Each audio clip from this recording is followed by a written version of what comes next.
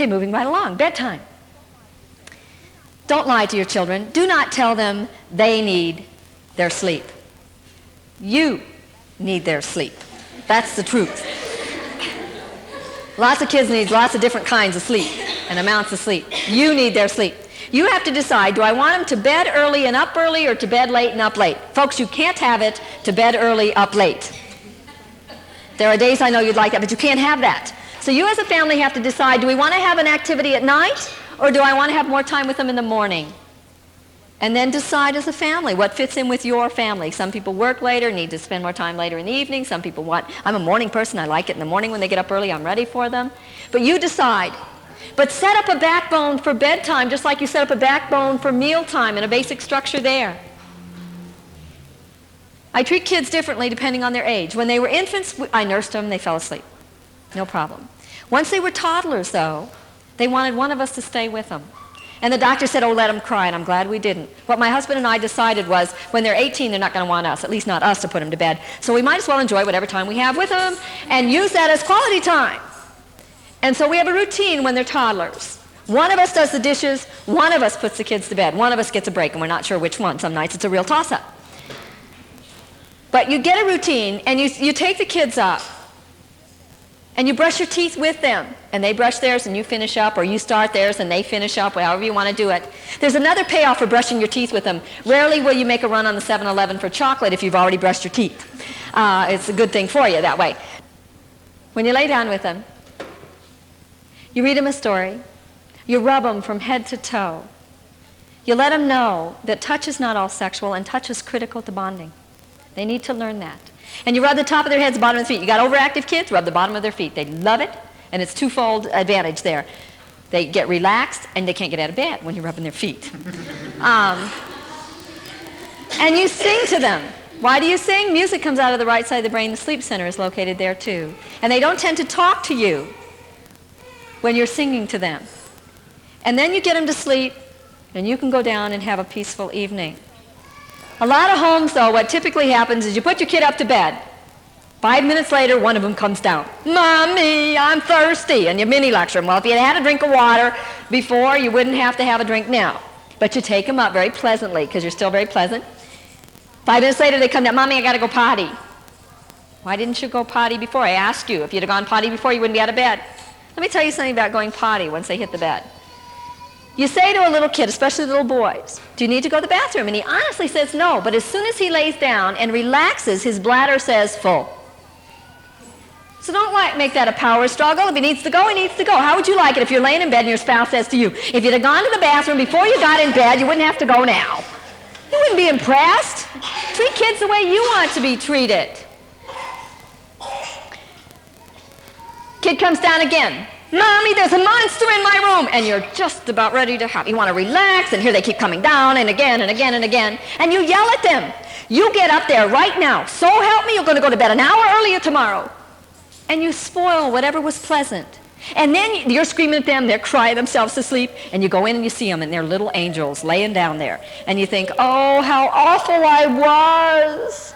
And your whole evening is ruined with guilt. Don't do that. Don't do that.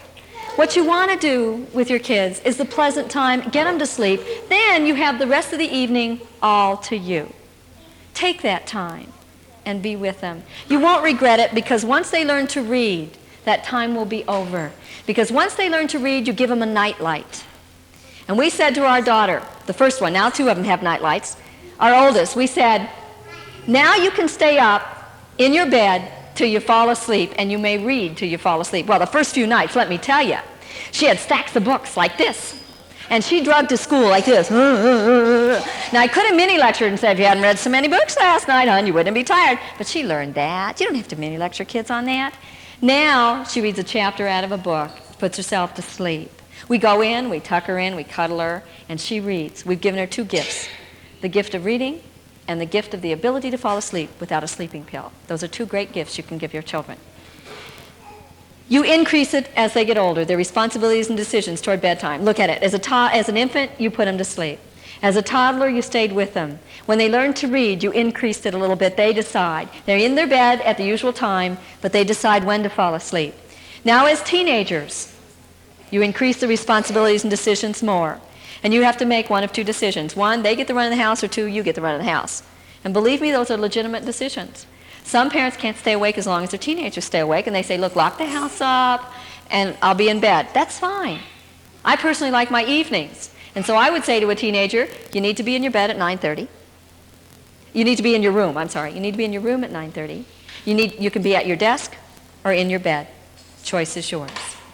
And don't walk by your teenager's door and notice at 2 they're still working on their term paper and mini lecture them and say, well, if you'd have done that term paper, hon, 3 weeks ago, like Mom said, you wouldn't be doing it tonight. Hey, folks, some of you stayed up April 14th all night long. Some of you had spouses who mini lectured you. If you'd have done the taxes in January, you wouldn't be doing them now. But you stayed up.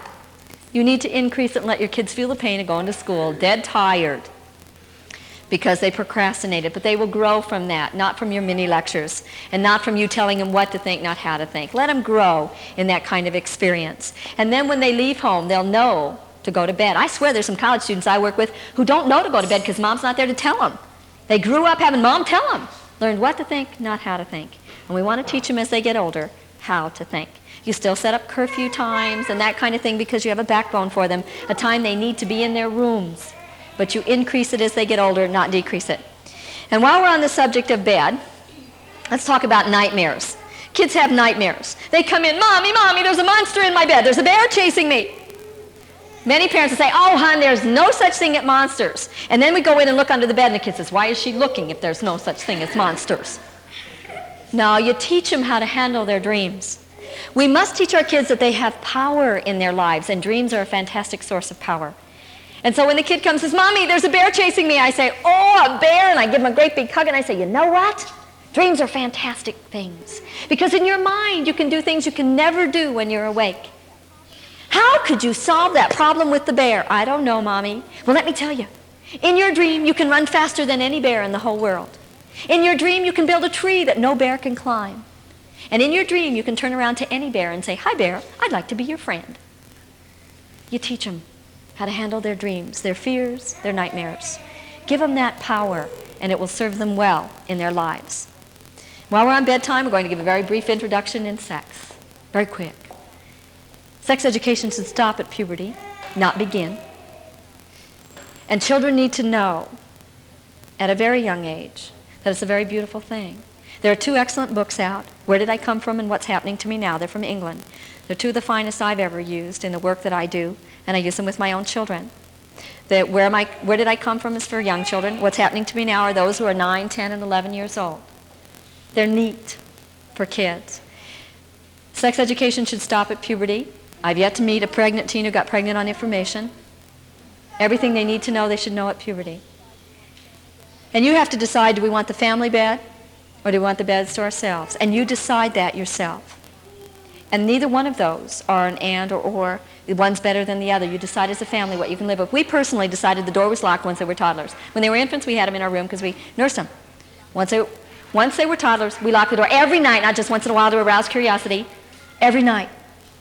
And then when our kids wanted us, they knocked on our door and one of us always got up. There's another advantage to that. You don't find 3 kids in your bed and say, where did they come from? You're not aware that they even climbed in. But they knock on our door, one of us gets up, takes them back to their room, and puts them back to bed. We're always aware then. But they're beginning to understand that Mom and Dad are very beautiful, normal people just like everybody else. You show your affection around them. You give touches to one another. And you give them a very healthy sense of what it's all about that way. Not that it's just something special, secret, but it's a special part of a whole life with you. And then I want you to celebrate with your teenagers when they reach puberty. Boys and girls, celebrate with them. You say, celebrate? We never celebrated. Celebrate, yes. Take that teenage daughter of yours out and give her a gift of a pin, a brooch, something that's special for her. And the boy, a ring, a pin, or whatever that's special to him, and say, as a husband and a wife, and if you're divorced, do it alone or together if you can still talk to one another. But each one of you do it with your child when they reach their teen years, because it's a tremendous jump there. And you say you have a tremendous right in your body and a tremendous responsibility that no one else can control, kid. It is yours. You have a right and a responsibility. Celebrate with them so that they can begin to see that you are welcoming them at this point into adulthood. We celebrate everything else. They ride their bike, their first birthday, and all those. Celebrate when they reach puberty. And let them know how beautiful it is. And open the lines of communication there. Boy, that's a real fast sex ed lesson there. Okay. Now fighting. Kids fight. All kids fight if they're healthy. Next time your kid's fighting, I want you to say something before you do anything else. My kid's healthy. Boy, do we have healthy kids. But now what are you going to do with them fighting? Typical scene in many homes. Kids are fighting. Mom, he cheated. She moved 2 spaces, but my thing was on the line. I get to spin again. We yell, stop it, stop it, stop it. And we run in there and say, okay, no game. Put it away. Who solved it? I did. I haven't taught my kid how to think. Or we say, you go to your room, you go to your room. And they knock out messages about what a witch you are. Because kids don't last long in a fight. They get over it quickly. Or we say, oh, come on, kids, can't you love one another? Please play with one another nicely. We don't give them any tools for solving it. I want to give you a few tools. First of all, you need to understand when 2 kids are fighting, the slower you walk and the quieter you are, the better your chances of it being over before you get there. And once you show up quietly, stand there a moment. Silence is one of your most powerful tools. And then I'll give you several alternatives that you can do. For instance, they're fighting over a game. I walk up to the 2 kids and I say, you're fighting? Sit. You may both get up as soon as you both give one another permission to get up. Now, what do I need? We have to say we're sorry. I don't ever demand an I'm sorry. A demanded I'm sorry comes from the head. I'm sorry must come from the heart. I'm sorry is learned through modeling and mentoring. It is not learned through being demanded. You tell a kid to say I'm sorry, you're going to get 2 kinds. I'm sorry, real heartfelt, or I'm sorry, I'm sorry, I'm sorry, but I said I was sorry. And they learn if they hit, as long as they say I'm sorry, they have permission to hit again. No. I don't want an I'm sorry, kid. Susie, you tell Joe when he can get up. Joe, you tell Susie when she can get up. You may both get up as soon as you both give one another permission to get up. It's a real bummer for them. Because they tend to sit there and go, I ain't never going to let you up. Well, I'm not going to let you up either. Ha, ha, ha. You can sit the whole time. Mom, when can we get up? Because they're so used to being told sit for 5 minutes. When can we get up? You may both get up as soon as you both give one another permission to get up. Well, pretty soon one of them will give in and say, I'll let you up. And the other one says, I ain't going to let you up. Mother, I said she could get up and she won't let me up. You may both get up as soon as you both give one another permission to get up. Neither can move at this point, folks. Pretty soon they both say, this is dumb. I'll let you up, I'll let you up. Mom, can we get up? Did you both give one another permission? Yeah, well, you can get up. And they go, huh? Because they haven't been punished. My goal is not to punish. It is not to rescue. It is to discipline. Show them what they've done wrong, give them ownership of the problem, give them ways to solve it, and leave their dignity intact. We don't need to get retribution. I need them to solve it. And they've solved it, they go on with their game, or they leave it. Now that's one way. Let's say they're fighting over a TV program. Mom, he got to watch it yesterday, but she watched this one 2 weeks ago. It is my turn to choose. I said it at the dinner. We tend to run in there and say, okay, nobody watches TV. Let me give you another alternative. You walk in and you say, you turn the TV off and you say you're fighting. Always identify what they're doing. It helps. You're fighting. You may both get up and turn that TV on as soon as you have a plan for that TV. Now, what do I need? And they go, a plan. Don't worry, they never say it nicely. Don't count on it. They're upset. They go, a plan. Well, one of 3 things will happen. One, they'll share. Don't count on it. It's rare. Sharing is rare, folks. We say to a 4-year-old, share, share, share. Have you ever watched an adult share? We don't do it all that well. I had a woman in one of my workshops come up to me and said, I gave my kid an ice cream cone. Ask him for a lick. He said, no. Don't you think the next time I have an ice cream cone, I should say no? I said, all depends. You want to teach your kid you can be as selfish as him? Say no. But if you'd rather teach them that there is another way, share. We must be their mentor. We must model it for them. Some kids it takes longer to learn, but we do not give up. We don't become like them. We encourage them to become like us. The second thing that might happen is the biggest one will get it. Your name? David. David. Pam. Let's say Pam is always deferring to her big brother, David. But he's not using intimidation or aggression or anything else. He just knows how to weasel stuff out of her and get a TV program on that he wants on. What we tend to do is rescue the younger kid and say, David, would you quit picking on your little sister? Have you ever watched little sisters needle big brothers? Quietly, subtly. And we set her up as a passive, willing victim who has learned all I have to do is go run to mom. No. As long as you didn't threaten her or use intimidation, it's yours. But I'm going to go up to you later and say, Pam, I noticed you always giving in today, but would you like to learn a few good lines? And we teach her a few good assertive lines. Not aggressive, assertive. We need to teach our children assertive lines. And one of those lines is, I want to watch my program today, you watched yours yesterday, and I'm willing to sit without any program on if I have to. Could you say that? Yes. We practiced it till she could say it with pizzazz and not, I want to watch my program and you watched yours yesterday. I want to be able to say it firmly and assertively. You watched yours yesterday, I want to watch mine today, and if we can't decide, then I won't watch any.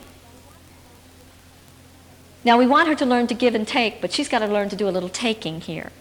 Both need to learn to give and take, but she's been took a lot of times. And we want to teach them. I think it's critical that we teach our kids in lots of situations to be assertive. My parents taught us. We're short people. They did it for our survival. Genetically, there's not a lot of potential for my children. My husband's only a couple inches taller than I am. They won't be of any great height, and we will teach them to be assertive, not aggressive or passive. My father used to say to us, if somebody takes your mitten, look the situation over very carefully. If you think you can get your mitten back and still be in one piece, go for it. But he always said, don't you ever forget you're this tall with a good set of brains. If it looks shaky, don't get aggressive, you'll lose. And we knew he was right. But he also said, don't you be passive. Don't you go running to your mother or the teacher, because then you will set yourself up as a passive, willing victim, and every kid in school is going to steal your mitten, and I think he's right. The kid goes, teacher, teacher, and we go, rescue, rescue. And the other kids love the show and put it on the next day. Teacher, teacher, rescue, rescue. And then the parents come in and say, why is everybody picking on my kid? Because the kid's putting himself up, setting himself up as a passive, willing victim. No, my father said, use your head and then your mouth in that order. That's critical order too, folks. And the line he taught us was, when you're done with my mitten, I want it back.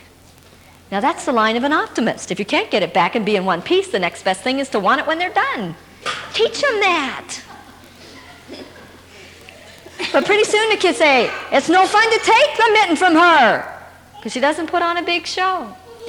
When I was working in the inner city of Milwaukee, one of my junior high kids got beat up by 3 thugs. Bloodied mess. And he came back to school and he said, I had every right to be in that block. They had no right to beat me up. Boy, am I going to get him. And he's this big, right? And I put Mom around the kid and I say, you know what? You had every right to be in that block. And they had no right to beat you up, but use your head. You see 3 thugs coming down the street. Look the situation over very carefully. Don't you ever forget you're this tall with a good set of brains. If you think you can get past them and still be in one piece, go for it. But if it looks shaky, don't get aggressive. You'll lose. Now, we didn't have to discuss that. He had first-hand experience. But I also said to him, don't you be passive. Don't you sit there and cower in the corner. Because aggressive people attack passive people. And he said, well, then what else can I do? I said, use your head and then your feet in that order. That's the dumb place to be. Goodbye. And he gets himself out of it. We want to teach our kids, if any of you have handicapped kids, we must teach them to be assertive. Somebody says, hey, retard.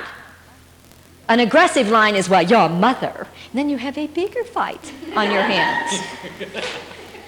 Or they beat them up. You have a bigger fight on your hands. Passive is, oh, mommy, he called me a retard.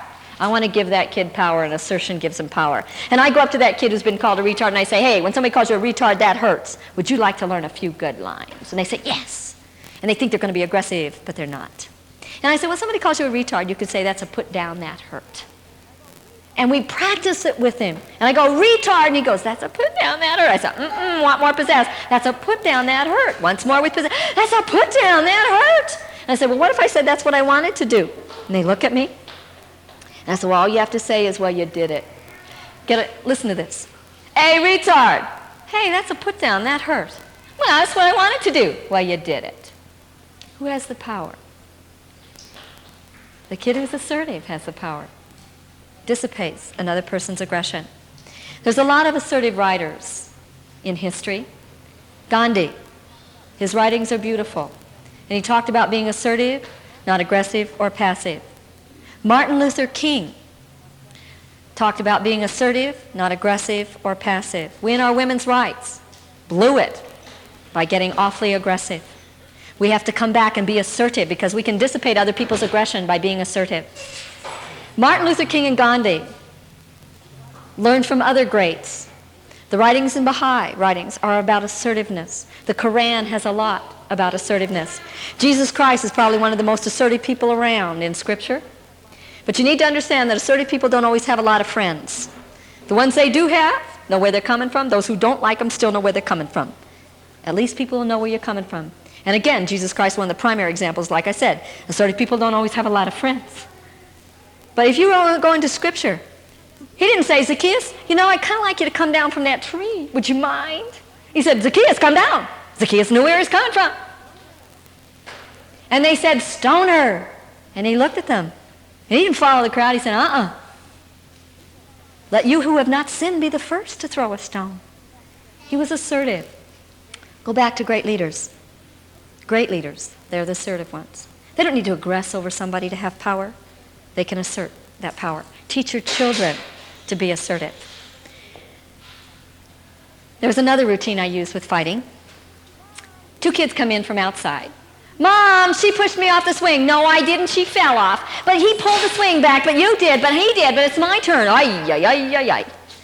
I just say to the two of them, this works for older kids especially. Here's a notepad, Joey. Here's a pencil, Susie. Give me one story. And they sit there. One says, okay, you write, I was on the swing. I ain't going to write that. But you pushed me off. I ain't going to write that. Pretty soon they come up with a story. Once there was a swing. And they learn the difference between an editorial and a news story. I will never say to kids, give me your side of the story, give me your side of the story. I've yet to get a news story out of two editorials. One story, kid. One story. There's some excellent stories out in terms of teaching kids to manage conflict. And there was one written by some people at the Cornerstone, which is the Center for Justice and Peace in Denver.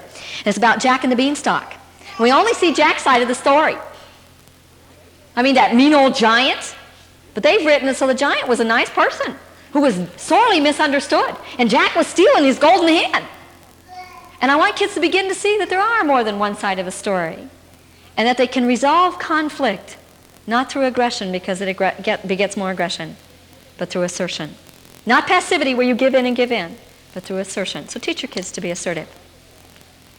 Now I want to get your kid out of the local jail.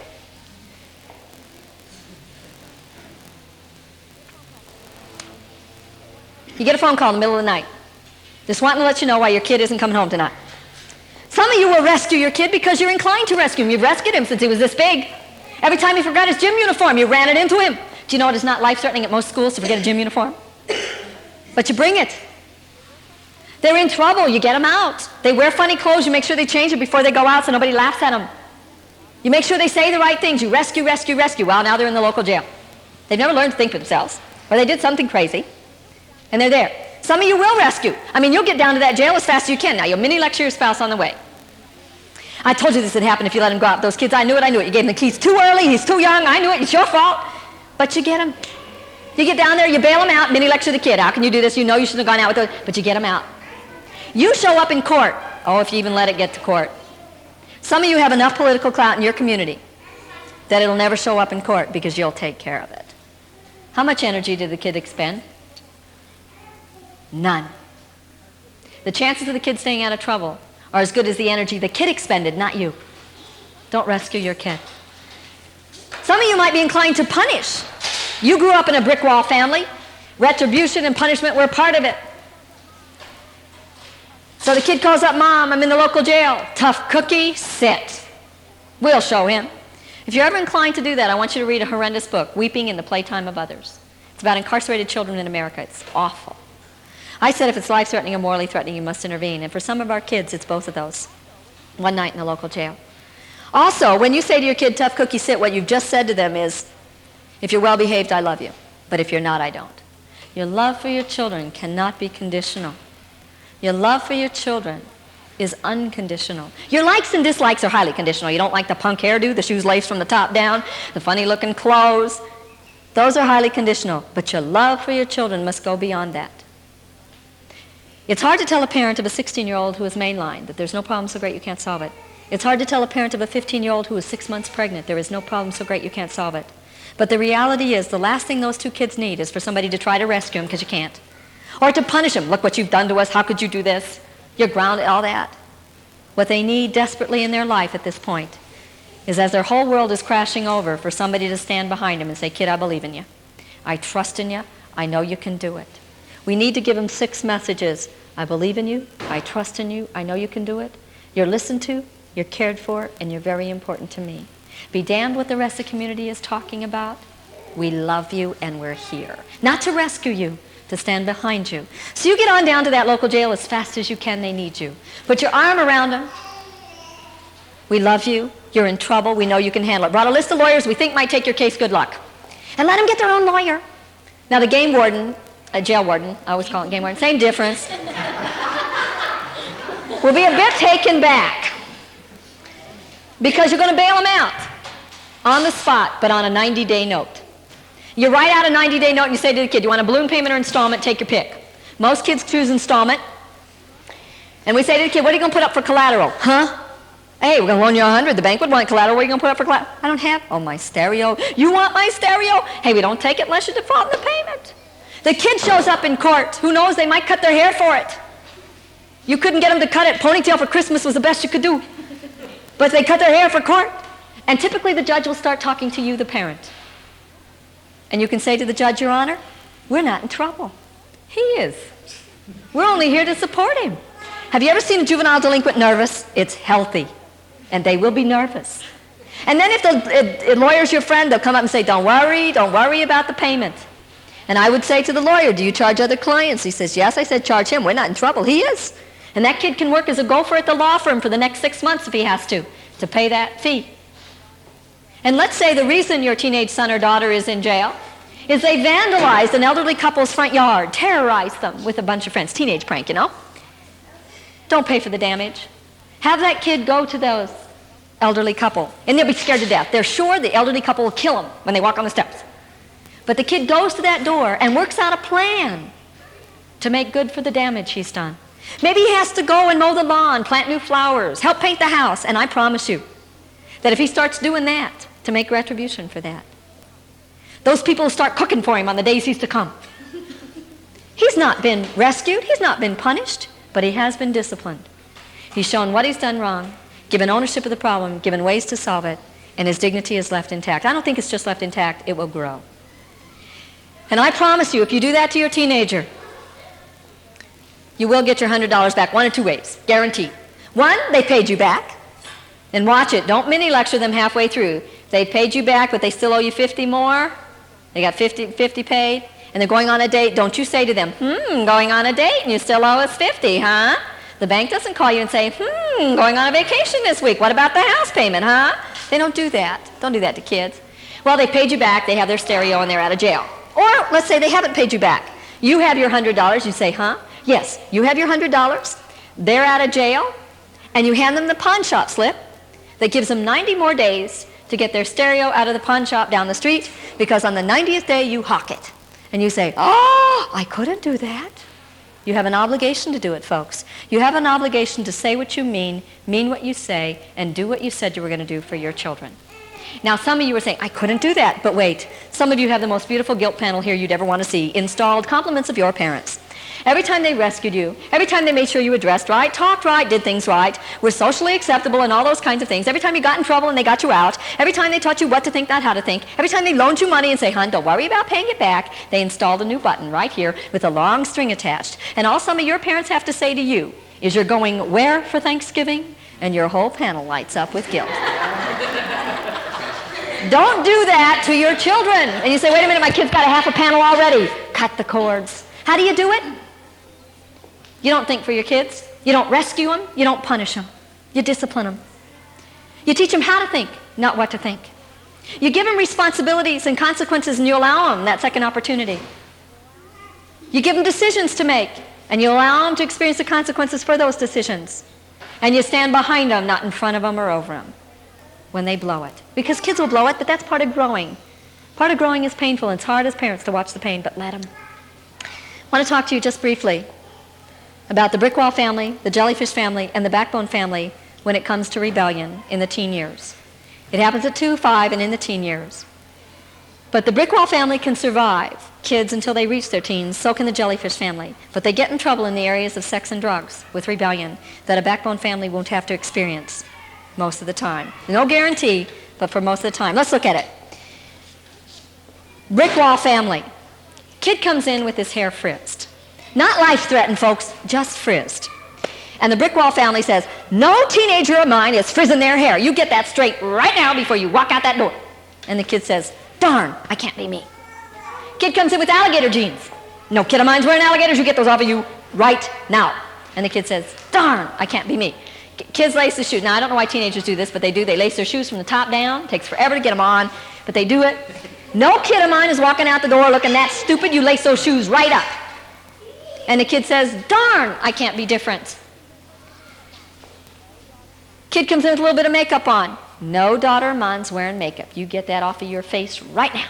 And the kid says, darn, I can't be me. The problem with that is those are the kids who roll their skirts when they get to school, open their lockers, they frizz their hair, put the makeup on, smoke cigarettes, but there's a lot of guilt. Some of you were in that situation when you were growing up. You had to be perfect for your parents. You did what they thought you should do, and you were what they wanted you to be.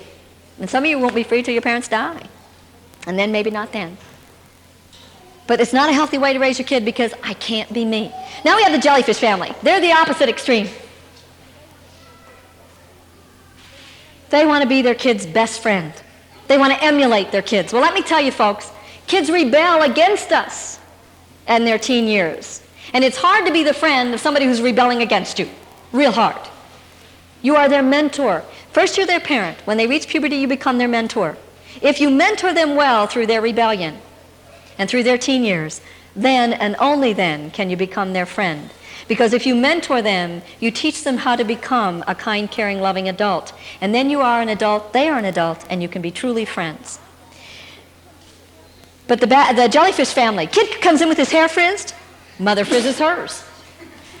Darn, I can't be different. Same line, please note. Kid comes in with the new dance step that's not life-threatening or morally threatening. Now, there's a few of those around, too. And the parents say, teach us. And the kid says, darn, I can't be me. Kid comes in with alligator jeans and dad says, can I borrow them? Darn, I can't be me. Kid comes in and says, Mom, do you like this makeup? Oh, I love it. And she's thinking, ooh. But the kid's saying, darn, I want her not to like it. I can't be me. But now we have the backbone family. And let me tell you, it's hard to be a backbone family today. But the kid walks in with his hair frizzed, and mother goes, oh my gosh, where did you get that hairdo? And the kid says, don't you like it, Ma? I paid for it with my own allowance. And the backbone mother says, it's your head, your money, wear it. And the kid says, I can be me. Kid comes in with alligator jeans. Alligators! But the kid says, I can be me. Kid comes in and says, Mom, which dress should I wear? You pick one, she wears the other. I can be me. Kid comes in with his shoes laced from the top down. And Aunt Lucy, oh, because backbone families catch a lot of grief from relatives. You're going to let your son go out the door looking like that? It's his feet. I can be me. Very different line. I can be me. And a kid who can say, I can be me, rarely takes the quantum leaps into rebellion because you've allowed him to rebel in the little things. But the backbone family doesn't run into the problems in the areas of sex and drugs to the degree that the brick wall family and the jellyfish family do. The brick wall family says, don't you ever use drugs. And the kid says, what kind? Marijuana. Where can I find it? I can be me. What a lousy way to be me, folks, but they can be me, and they'll show you. No one can control them. The jellyfish family does one of two things. Oh, my kid would never use drugs. Or says, kid, have one, just don't do it in school. The backbone family, we all have to worry about it because we can buffer them but not inoculate them from sexual promiscuity, drug abuse, and suicide. Your kids might make a mistake. They might be tested and might be tempted, and they might blow it. But because you have taught them that they can like themselves, they won't kill themselves. Kids who like themselves don't commit suicide. You've taught them to think for themselves. Their peers can't manipulate them. And if you've taught them that there is no problem so great they can't solve it because from the time they were quite young, they have learned there's no problem so great they can't solve it, rarely will they have a need to take the big leap. And if they take leaps, even little ones, they'll be able to come back and be open with you. And you can stand behind them and help them. Think about it with your kids. We need to teach them three things: to relax, recreate, and rebel. You say, rebel? Yeah, they're going to do it anyway. Teach them and structure it for them. Relax. Have you taught your kids to relax? Do you relax? Isn't it amazing? Relax, kids. Come on, relax. Hurry up, relax, relax. Come on, kids. Sit down, quiet down. Come on, come on. Whew. They say, what a model. You relax with them. Teach them to relax and be at peace with themselves. Recreate. Have you taught them to recreate? Not recreate. A lot of our teenagers are doing that too. Recreate. Can they recreate alone? Have you given them non-competitive hobbies that they can enjoy, like the gift of reading? And can they recreate with others? Not equally well. Some kids do one better than the other. But can they do both? Can they be alone and can they be with others? And have you taught them to rebel? Have you allowed them to make some decisions you didn't agree with, but you let them go for it and experience the consequences for their own behavior? Now, after you've done all those things and you're kind, caring, loving, consistent, firm, and fair, you say what you mean, we say, do we say we're going to do. You don't mini-lecture, you don't use sarcasm, ridicule, embarrassment. You've got a basic structure for mealtime, bedtime, food time, fight time. All of those things, you got it all down pat. There's one thing you can't do, folks, nor would you really want to, and that's control your children's will. Their spirit to be themselves apart from you and me. They are not ours to possess, control, manipulate, or even to make mind. What they are is what Gibran said they were. Life longing for itself. They are gifts to us, folks. Granted, some of them came in very unique packaging, but they are all a gift to us. And we must treat them as a gift. We must stand behind them and encourage them to become all that they can become with their gifts. Not what we want them to become, what they can become. We can't dream the dreams they're going to dream. We can't even ask the questions they're going to have to answer. Stand behind them and wish for them the best. You want them to make wise choices, they'll never be able to make wise choices if you don't allow them to make lots of choices in their lives, including some dumb ones. And allow them, unless it's life-threatening or morally threatening, to experience the consequences for those decisions that they made. We want to be there not to be in front of them or over them, not to rescue or to punish, but to discipline, to show them what they've done wrong, give them ownership of the problem, give them ways to solve their problem, and leave their dignity intact. That's why we never use sarcasm, ridicule, or embarrassment. Those are control tools, and we want to have power with them. You want them to become all that they can become, so you're there to stand behind them, to say, kid, I believe in you. I trust in you. I know you can do it. You're listened to, you're cared for, and you're very important to me. And if you're going to give them those 6 critical messages, folks, I have one more assignment to give each one of you. I want you to model that. I want each one of you to take 1/2 hour out of your day, every single day, and give it to the only person that has to spend the rest of your life with you, and that's you. Hey, folks, spouses can come and go. Kids can come and go. Whole communities can come and go. You are honestly the only person you can absolutely count on being there when you need you the most. It's kind of nice to like that person. You ought to like yourself. You're the only one you can truly count on being there. So like you. And I want you to take 1/2 hour out of your day every single day and do something that says to you, I like me. Run, pray, read a good book, sit, take a long shower, don't eat a hunk of chocolate cake, you'll regret it. But do something that says, I like me. And some of you are saying, wait a minute, I got 3 kids. I'm holding down a job. I got to go back to school. I'm supposed to keep this house in order. You want me to take a 1/2 hour? Yes. Because let me tell you, if you don't take it, nobody else in this whole world is going to give it to you. I want you to take that 1/2 hour and give it to yourself. And if you take that 1/2 hour, what you will find is not that you're the perfect parent, not that you got the best kids in the block, not that you have the biggest pearl, because of course you went to the most workshops and irritated the most and read the most books. None of that. But what you will find instead is that you have tremendous energy to know 3 important things. I like myself, I can think for myself, and even in parenting, there is no problem so great I can't solve it. And when you do that, what you will find is every single day you'll find yourself winning at parenting. Not beating your kids, controlling them, manipulating them, or even making them mind. But you'll be winning at parenting by allowing and encouraging your own children to become all that they can become, which is loving, responsible, caring people who know how to think, not just what to think. You're worth it, and so are they. And if that's not enough reason, I want to give you one more for raising responsible kids. It's called old age. You and I are hopefully going to get that opportunity to get old. And the generation we are now investing our time, our energy, and I believe in parenting quite literally our lives. If we can raise that generation to believe they can love themselves, and in being able to love themselves can extend themselves in a loving way to everyone they meet, that they can think for themselves and not have anyone manipulate them nor dare to manipulate anyone else. That they can accept every person because they are, not because they're good-looking, bright, thin, or young, which is our criteria today, but because they are, they have dignity and worth. If we can teach them that, and if we can teach them to be competent and cooperative, not highly competitive, then I believe we will have taught them that in this world there is no problem so great they can't solve it. And when they begin to make decisions for you and me, because we're in the old folks' home, and they begin making decisions for the new generation they create, we can trust then that we will have given them the backbone, and our energy will have been worth it. because the decisions they make will be responsible, caring, loving decisions.